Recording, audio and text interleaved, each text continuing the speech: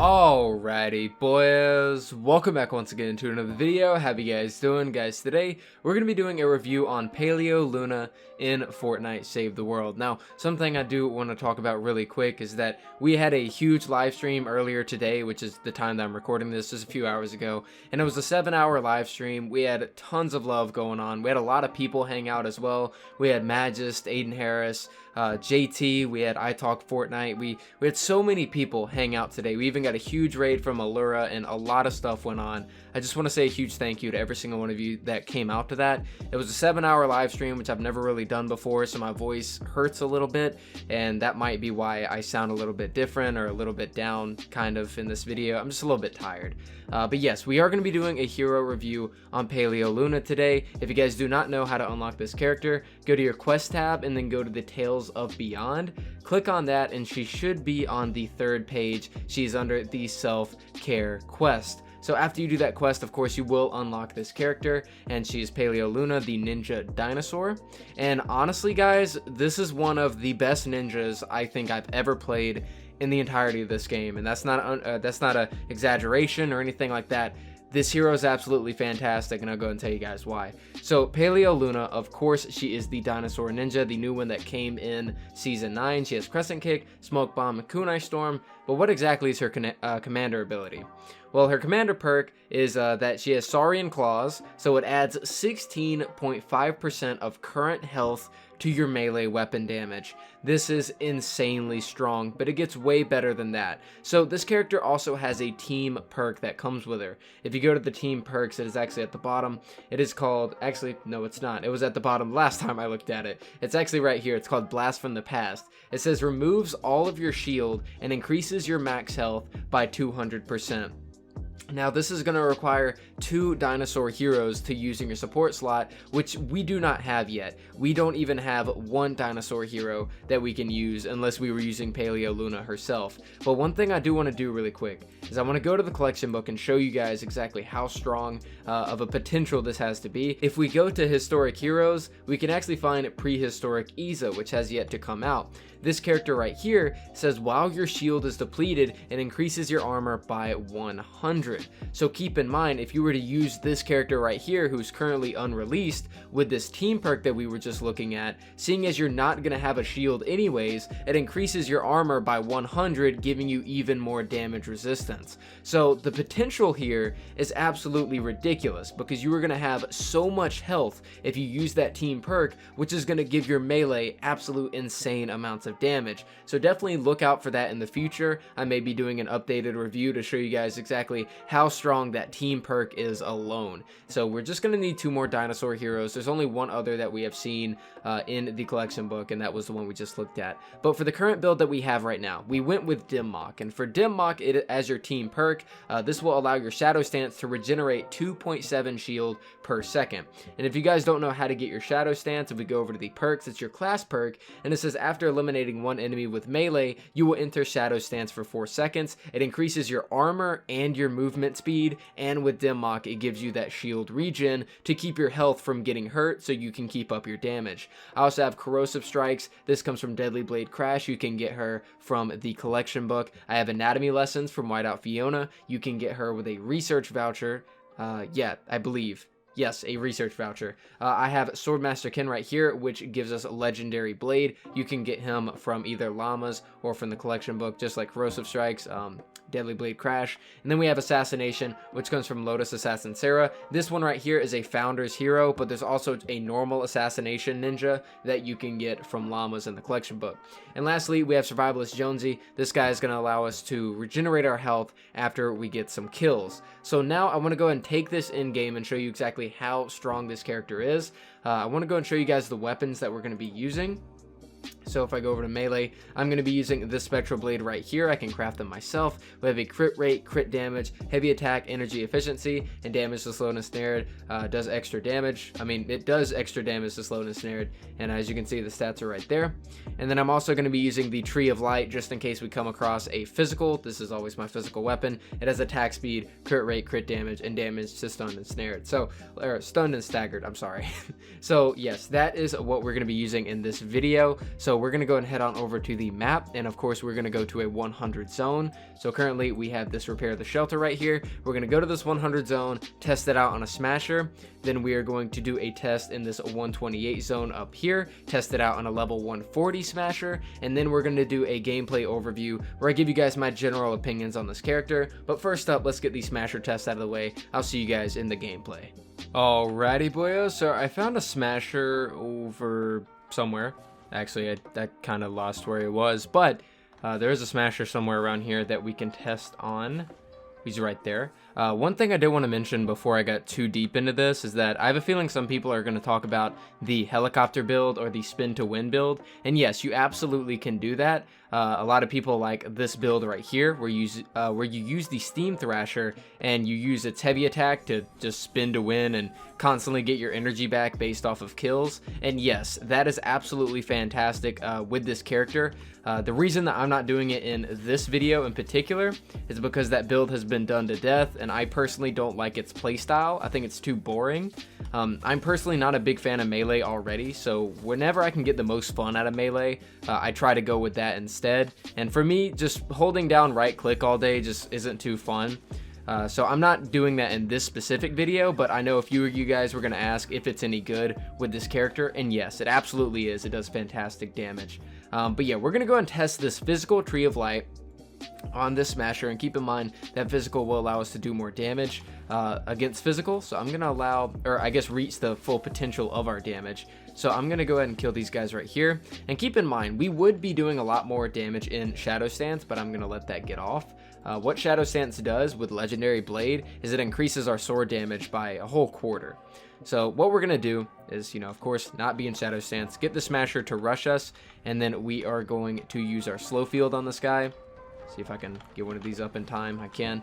So we're going to see exactly how fast we can take out this guy with a 130 Tree of Light. 4, 8, so 9 hits? Not 9 hits, 11? I think that was 11, right? What's this perk? Stuns every 8 hit. Yeah, so that should have been 11 hits to kill that smasher. And with the speed of this sword right here, that's actually pretty impressive. I feel like doing the amount of damage that you can do with this build is absolutely insane. Now, there's one thing I definitely do want to touch on really quick, and that is that I'm level 131. I'm also not getting buffed by any of my teammates, and I'm using a 130 weapon. And keep in mind that this is going to be very important for whenever we go to the next review, whenever we go against a 140 smasher, because you guys will notice that I'm not getting any buffs whatsoever. I'll be underleveled, my weapons will be underleveled, and all that kind of stuff. So I definitely do want to point that out. I know some people forget about that kind of stuff whenever they're in a full squad and they're doing more damage than they should, and they think that's just the normal damage of the weapon. But keep in mind, for these portions of the video, I do not have a full squad with me, so I am not doing my max potential of damage. I'm just the max level using the best weapons that I can. So yeah, let's go and head on over to a zone where this is actually going to really matter. And as a level 131 using level 130 weapons, see exactly what we can do against a power level 140 smasher with no help whatsoever. So I'll see you guys then. Alrighty boyos, so here we are in the 140 zone, or as the game likes to call a 128 zone, but that's a lie.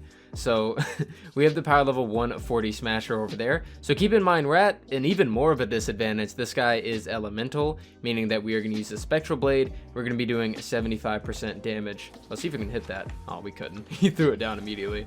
We're going to be doing 75% damage against this guy.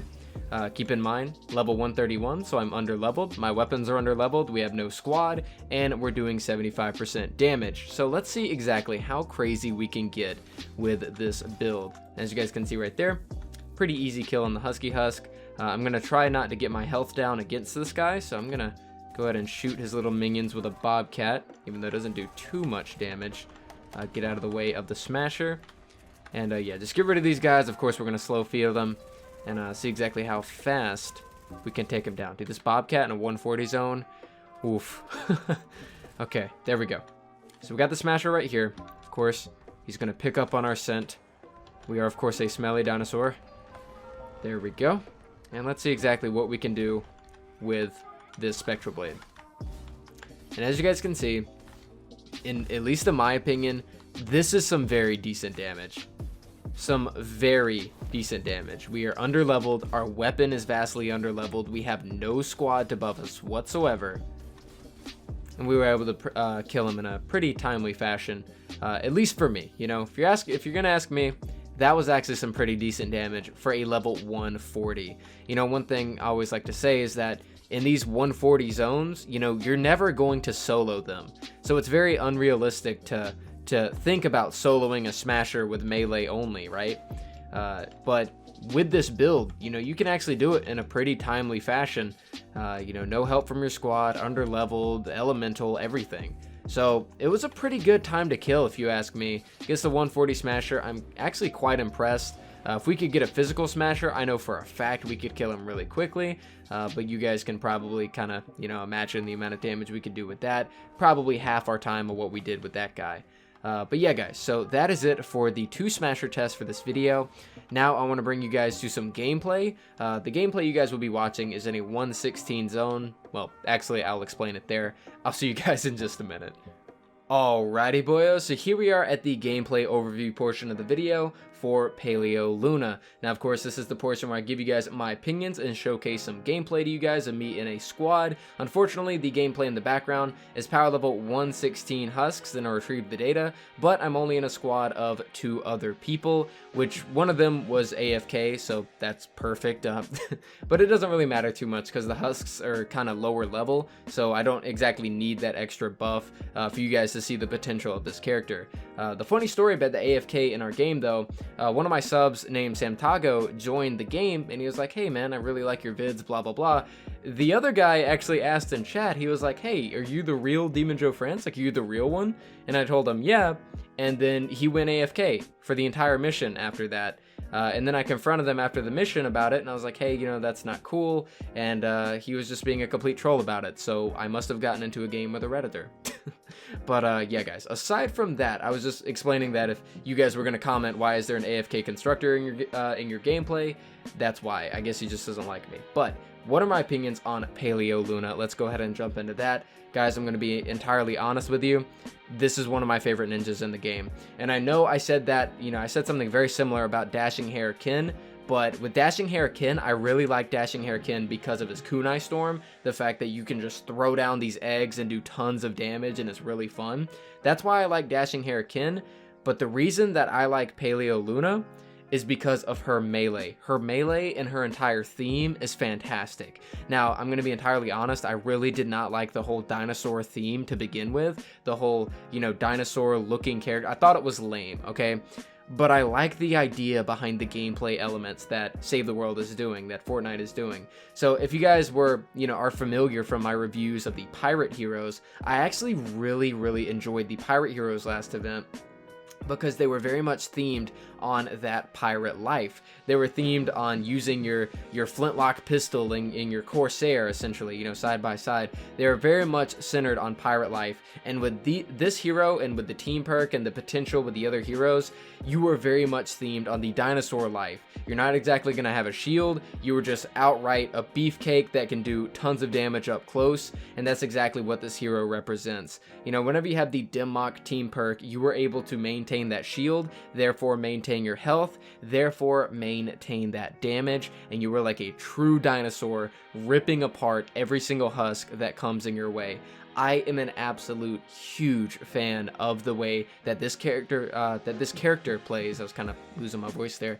I'm a huge fan of the way that this character plays. I think it's fantastic. It's tons of fun, jumping in and out of combat, slashing up enemies, and with the way that, you know, this gameplay has gone, and many of the times that I've been playing this character, especially on stream, I'm noticing that I'm not even losing my shield. There's one point in this gameplay, I'm not sure if we'll get to it, where I do end up losing my shield, but that's after like 2 or 3 propanes just blow up on top of me immediately, you know?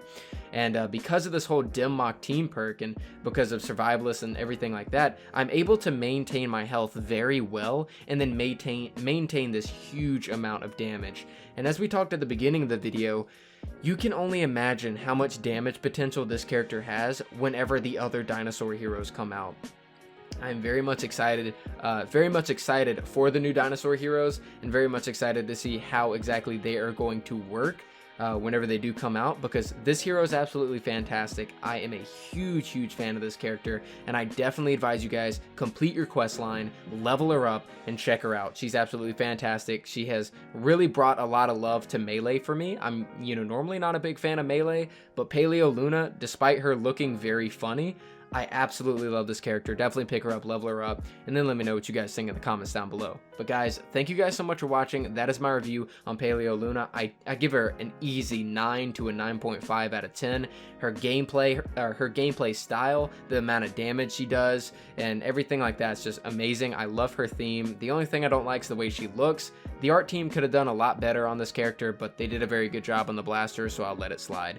But yeah, guys, thank you guys so much for watching. I greatly do appreciate it. This character is fantastic. Let me know what you guys think about her in the comments down below. And yeah, thank you guys so much for watching. Thank you guys for 59,000 actually. We hit 59,000 subscribers while I was in the middle of recording this. While I was loading into one of the zones earlier, I checked Twitter and somebody told me. So thank you guys for 59K as well. I've been talking way too much though. Thank you so much for the support, and I'll see you guys next time.